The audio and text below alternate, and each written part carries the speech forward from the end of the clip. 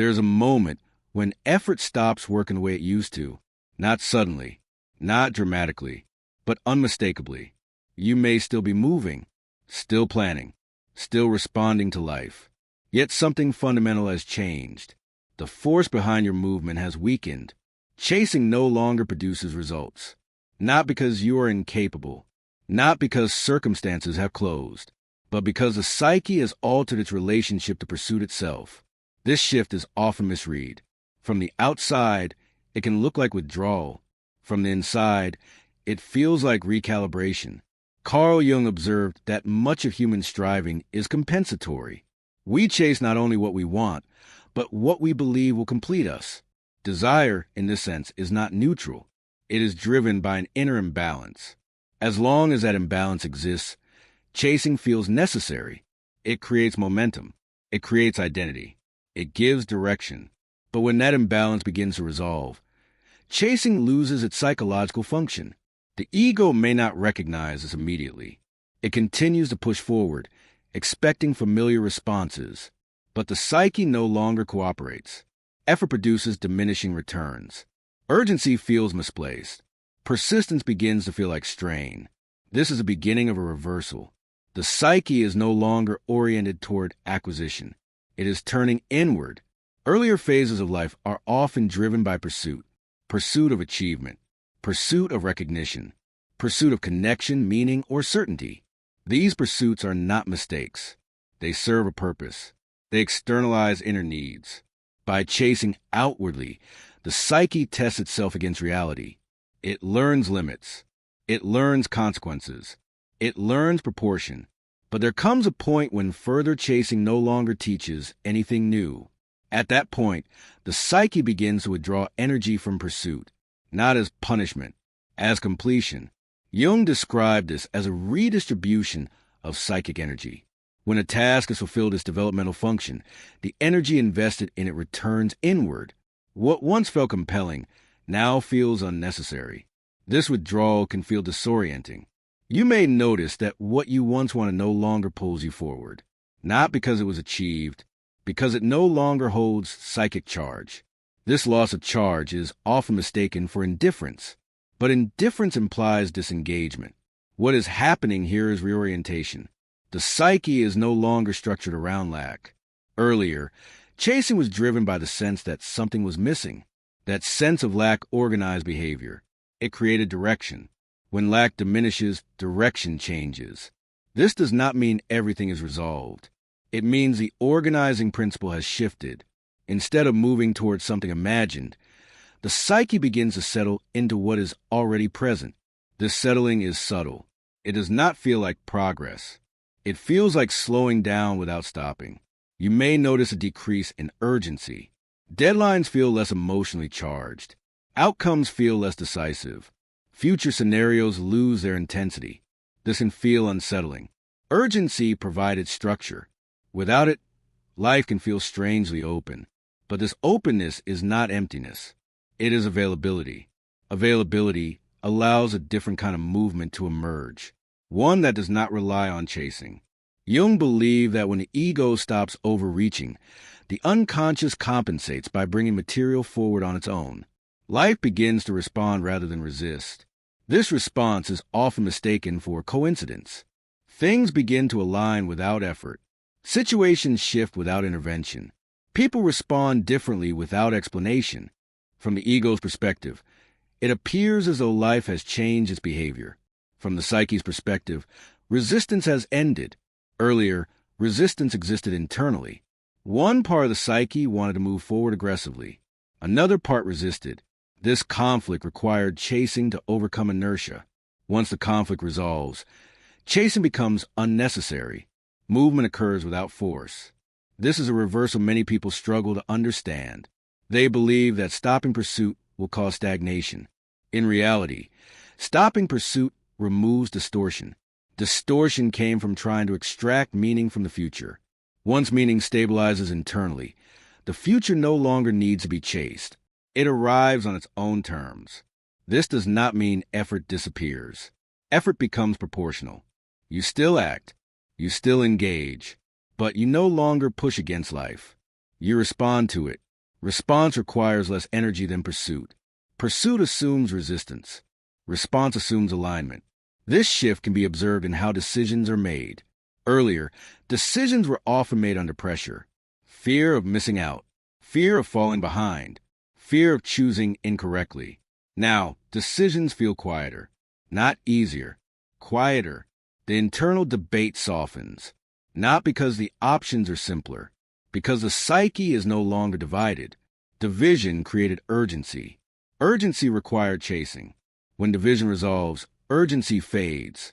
This is why many people experience a period of stillness before this reversal becomes apparent. The psyche needs time to withdraw energy from old pursuits. That withdrawal feels like emptiness at first, not painful emptiness, neutral emptiness, a space where something used to push. This space is essential. Without it, chasing would simply be replaced by another form of chasing. The psyche needs to experience non-pursuit long enough for a new orientation to form. Jung warned that premature action during this phase often leads to repetition rather than progress. Without allowing the old structure to dissolve, new actions replicate old patterns. This is why stopping does not immediately produce movement. There is an interim phase, a phase of apparent non-response. Life does not rush in to fill the space left by chasing. It waits. This waiting is not a test. It is a calibration. The psyche is learning how to exist without projecting itself forward constantly. This learning is not conscious. It happens through experience, through moments where nothing is chased and nothing collapses, through the realization that stillness does not equal loss. Over time, a new relationship with life emerges. You begin to notice that things approach you without effort, not dramatically. Subtly, an opportunity appears that does not require convincing yourself. A conversation unfolds without strategizing. A direction clarifies without pressure. These moments do not feel triumphant. They feel fitting. Fitting is a key word. Earlier, you would try and make things fit. Now, you notice what already does. This noticing requires less energy. It does not demand focus. It arises naturally when chasing ends. Jung viewed this as a psyche restoring balance. When energy is no longer projected outward excessively, it becomes available for perception. Perception improves. You see what was always there. This is why life appears to move toward you. It is not moving differently. You are perceiving differently. Chasing narrowed perception. It focused attention on desired outcomes. Without chasing, attention widens. You become receptive. Receptivity is often misunderstood as passivity. But receptivity here is active. It requires presence. Presence is not something you cultivate intentionally in this phase. It arises when the psyche stops running ahead of itself. This presence changes how relationships feel.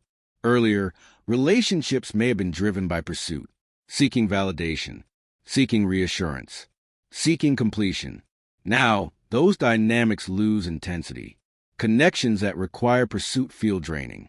Connections that arise naturally feel sustainable. This can lead to changes in social patterns.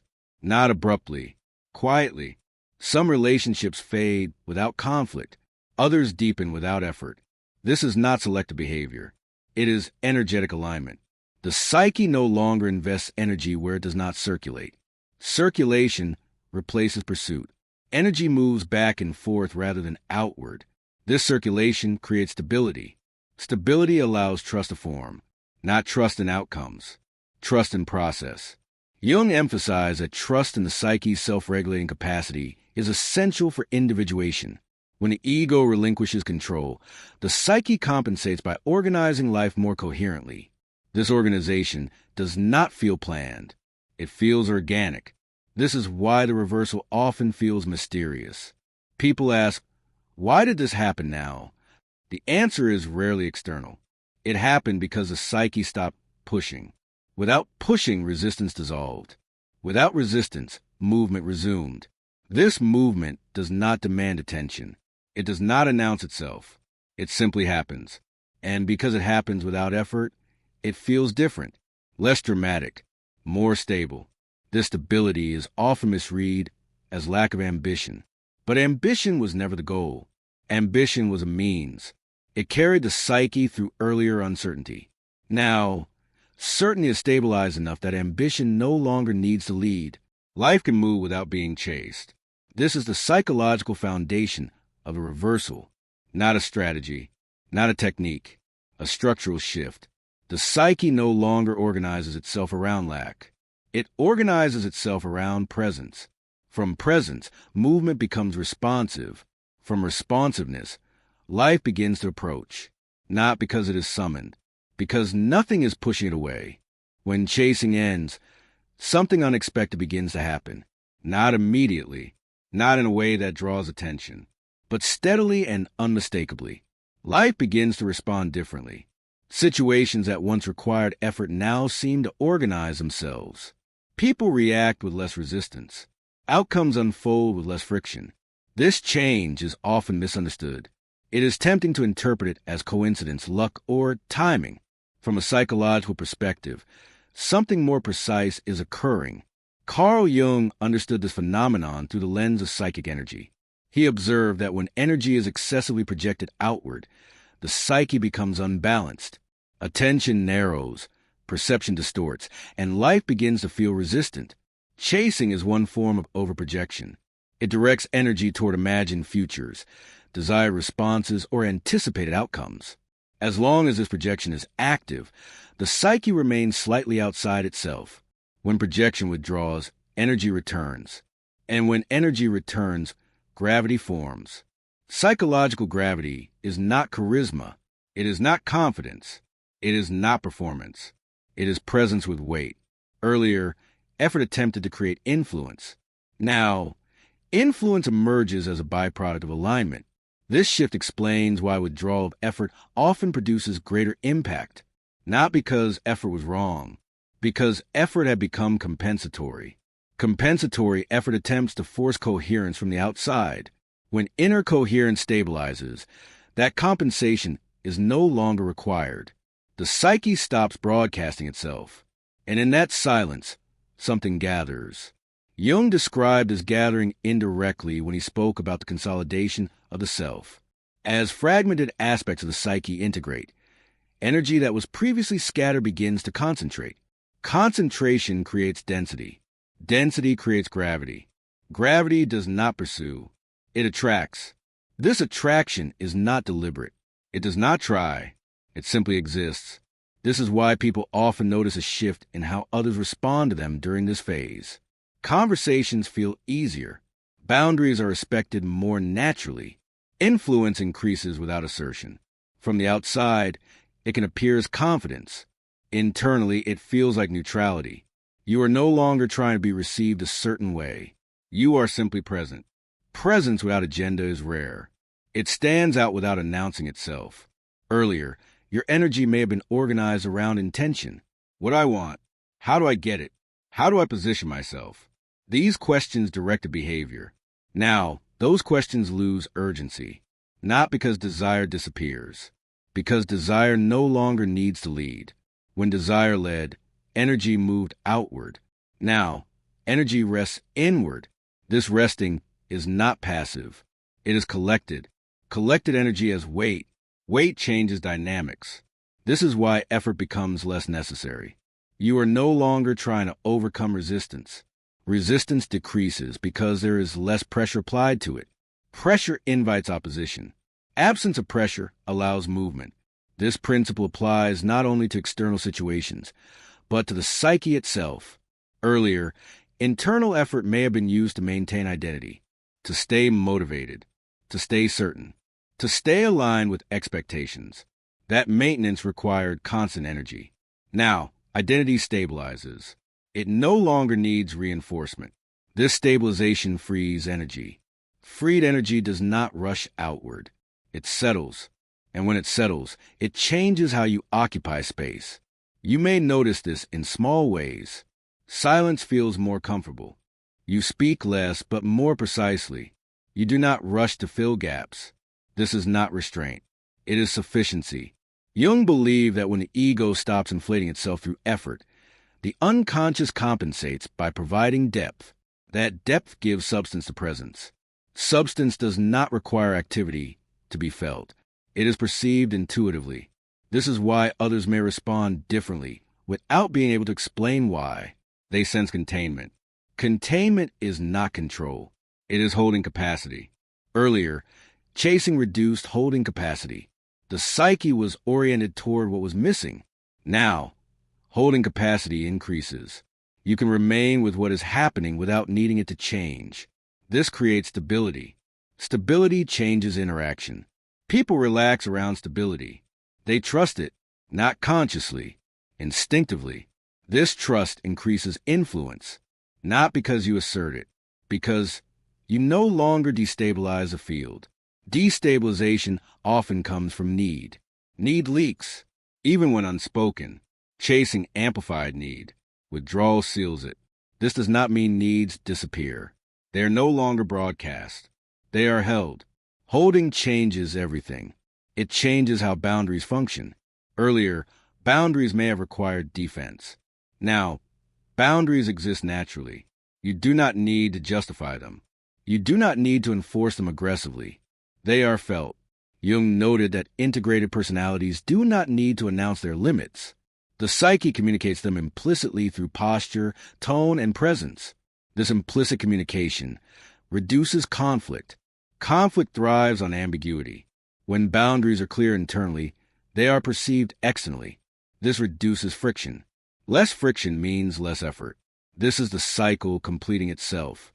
Withdrawal of effort does not reduce effectiveness. It increases it, but not immediately. There's often a lag, a period where withdrawal seems to produce nothing. This period is crucial. It allows energy to settle fully. If effort is reintroduced too quickly, the old pattern resumes. This is why many people oscillate between chasing and withdrawing.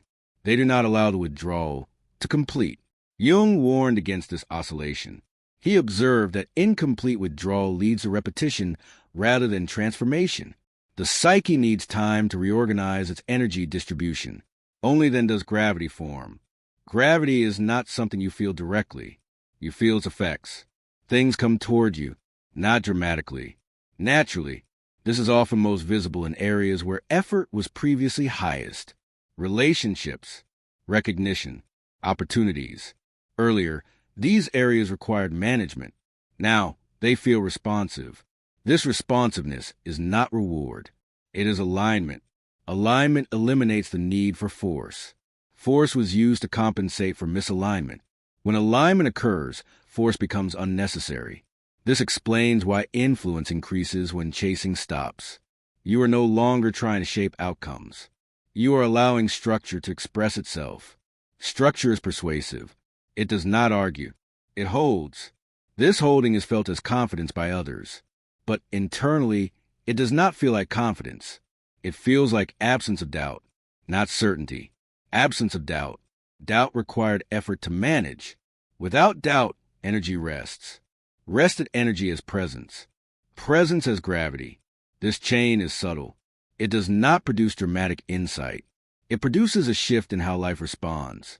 Jung described this as the ego stepping back and allowing the self to lead. When the self leads, actions align with deeper structure rather than surface intention. This alignment produces effectiveness without strain. Strain was a sign of misalignment. Earlier, strain was tolerated because it produced movement. Now, strain feels unnecessary.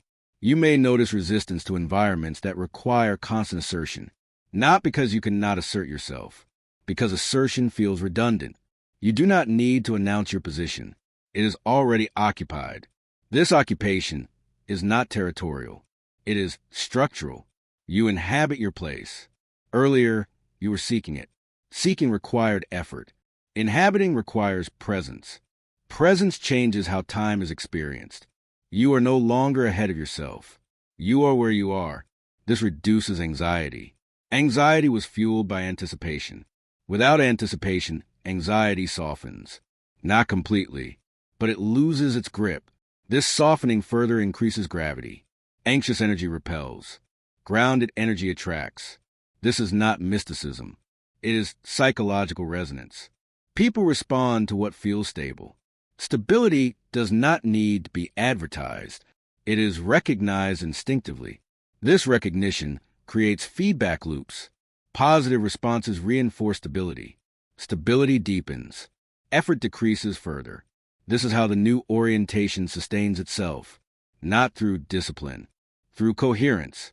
Coherence is the absence of internal contradiction. Earlier, chasing existed because contradiction existed. Part of you wanted something. Another part resisted. Effort bridged the gap. Now, the gap is closed. Effort is no longer needed to bridge anything. This does not mean life becomes passive. Activity continues. But activity now emerges from necessity rather than desire. Necessity does not require persuasion. It is self-evident. This is why actions taken during this phase often feel irreversible, not dramatic, decisive. Decisiveness here is not forceful. It is quiet. You simply know it fits. And because it fits, it holds. This holding creates continuity. Continuity reduces fatigue. You are no longer starting over repeatedly. You are continuing from a stable position. This stability allows depth to develop. Depth was difficult earlier because energy was scattered. Now, energy is concentrated. Concentration supports depth. Depth supports meaning. Meaning no longer needs to be sought. It is experienced through fit. This is the psychological significance of withdrawal. Not loss, not retreat, recollection. Energy returns to itself, and in returning, it gains weight. That weight changes how life moves around you, not because you demand it, because nothing is pushing away. One psychological gravity is formed.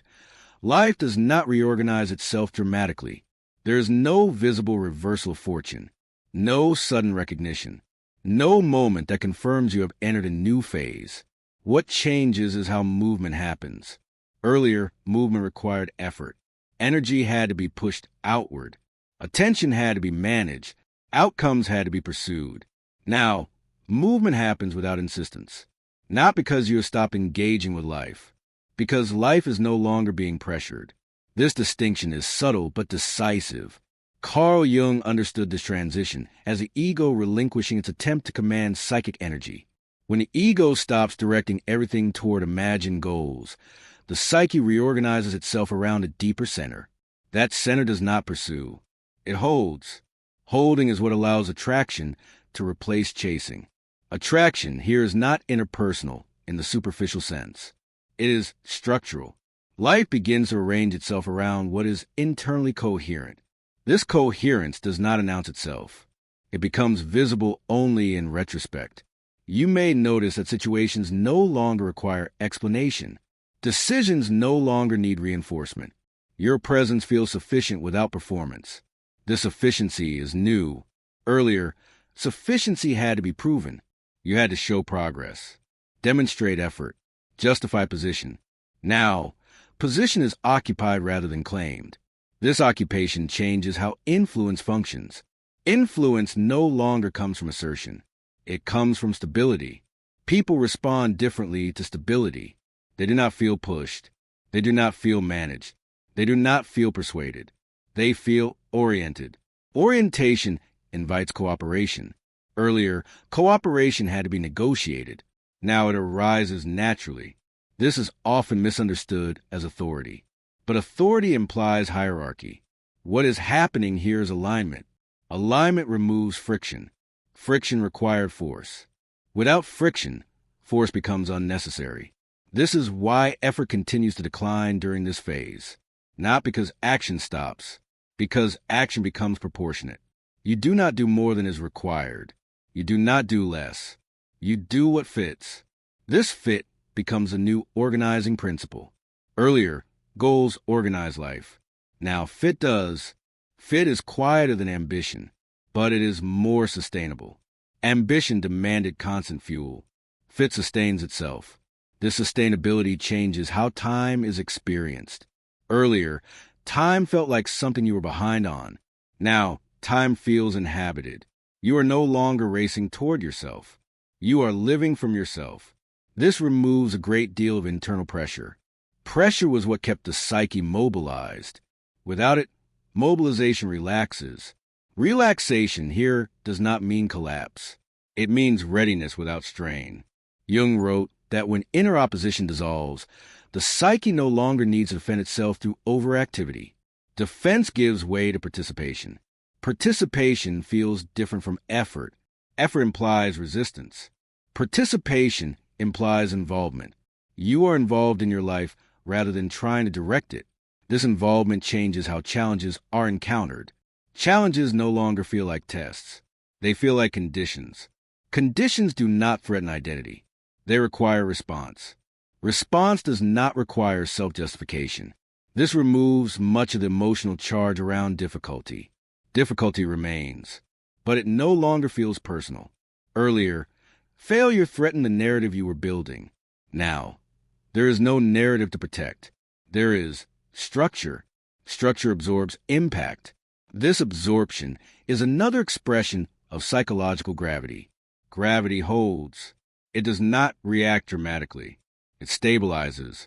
This stabilization allows long-term movement. Earlier, movement was intense but fragile. Now, movement is quieter but durable.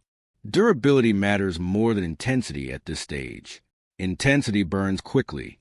Durability endures. This endurance changes how meaning is experienced. Meaning no longer arrives as inspiration. It arrives as consistency.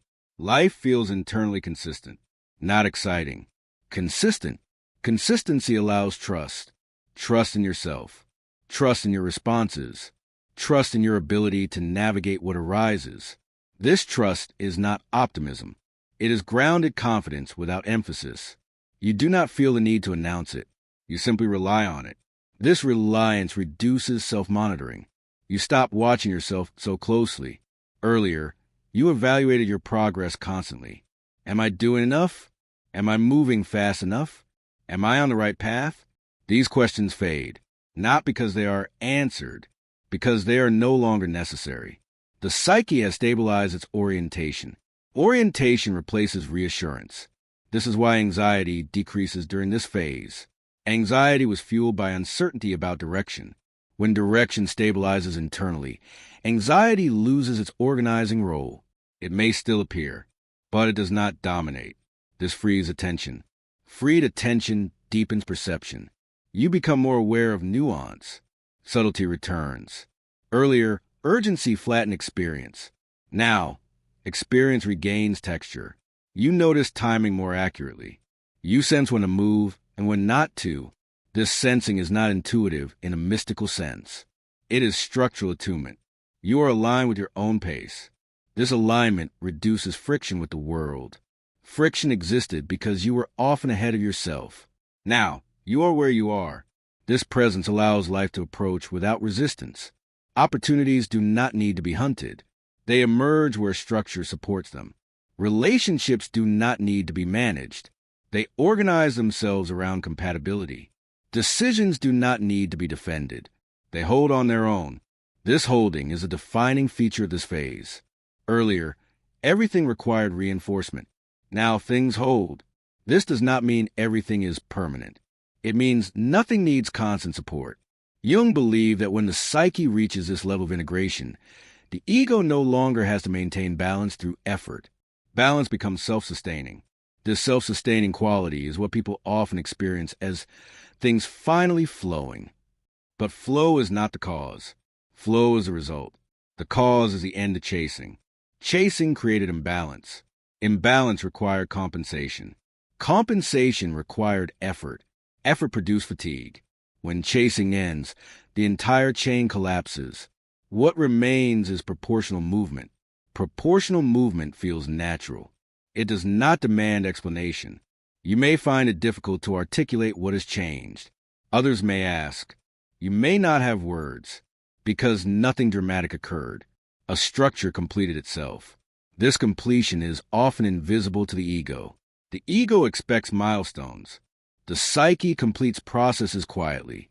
This quiet completion can feel anticlimactic, but it is not empty. It is resolved. Resolution does not feel like excitement. It feels like relief without emotion.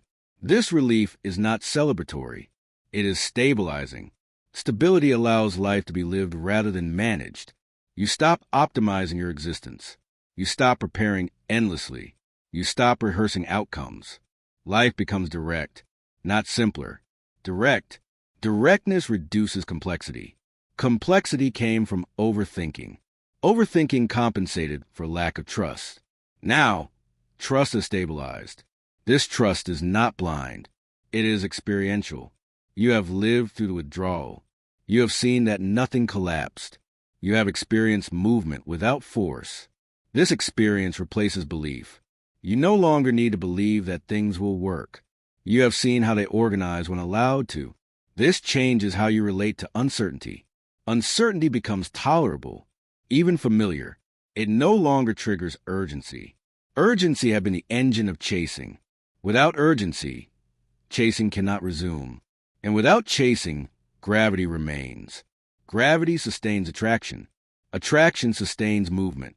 Movement sustains life, all without force. This is the quiet outcome of the shift described across this video.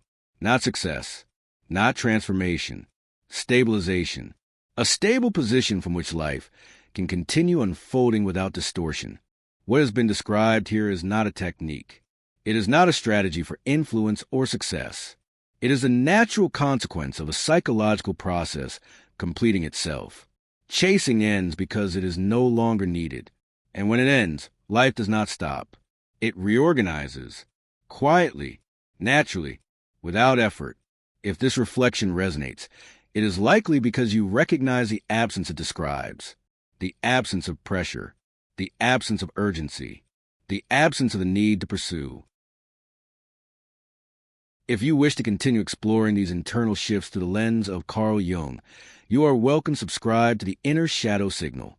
And if you choose to leave a comment, you do not need to explain yourself. One word is enough. Sometimes gravity does not need description, only acknowledgement.